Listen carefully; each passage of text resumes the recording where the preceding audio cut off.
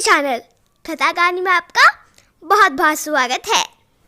एक बार भगवान इंद्र ऋषि दुर्वासा द्वारा आयोजित स्वर्ग में एक औपचारिक बैठक में भाग ले रहे थे। तब उस समय हर कोई एक गहन मंथन में डूबा था। पुंजस्थली नाम की एक अप्सरा अनजाने में उस बैठक में विघ्न पैदा कर रही थी। तभी ऋषि दुर्वासा ने उसे ऐसा नहीं करने को कहा।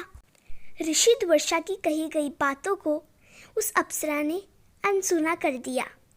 यह देखकर वो नाराज हो गए। तब ऋषि दुर्वासा ने उसे श्राप देते हुए कहा कि तुमने एक बंदर की तरह काम किया है, इसलिए तुम उसी प्रकार एक बंदरिया बन जाओ।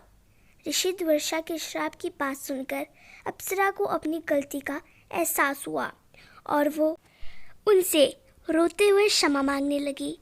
अप्सरा ने ऋषि दुर्वासा से कहा कि ऋषि, मुझे क्षमा कर दे, मैं आपको परेशान करने के लिए यह काम नहीं कर रही थी। मुझे इस बात का तनिक भी अंदाज़ा नहीं था कि मेरी ऐसी मूर्खता का मुझे ऐसा परिणाम मिलेगा। श्री दुर्वासा ने उसकी विनम्र विनती को देखकर अप्सरा से कहा कि हे प्रिय, तुम रो मत। अगले जन्म में तुम एक भगवान से शादी करोगी, लेकिन वह एक बंदर होगा और तुम्हारा जो पुत्र होगा वह बंदर ही होगा, जो बहुत ही शक्तिशाली होगा, भगवान श्री राम का प्रिय भक्त होगा।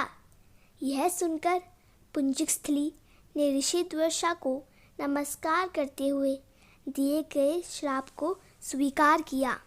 तब माता अंजना का जन्म बंदर भगवान विराट से हुआ।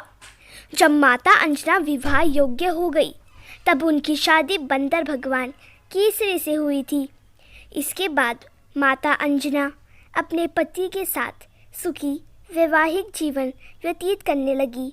अंजना और केसरी एक शांतिपूर्ण जीवन जी रहे थे। एक दिन शंखबल नामक जंगली हाथी ने अपना नियंत्रण खो दिया और हंगामा खड़ा कर दिया। कई लोगों की इस हंगामे में जान चली गई। कितने ऋषि इस वजह से अपना अनुष्ठान पूरा नहीं कर सके। भगवान केसरी श्री शंखबल से बेहद प्रेम करते थे।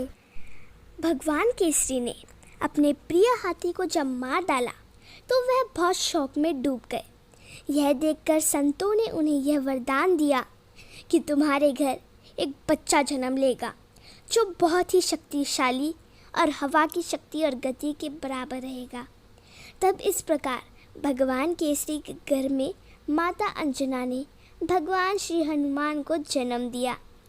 यही उनके जन्म की कहानी है। इसीलिए उन्हें अंजनी पुत्र और पवन पुत्र कहा जाता है। अगर आपको हनुमान जी की यह कहानी पसंद आई तो ऐसी कहानी और देखने के लिए मेरे चैनल को सब्सक्राइब करो, लाइक करो, शेयर करो और कमेंट करना बिल्कुल मत भूलना।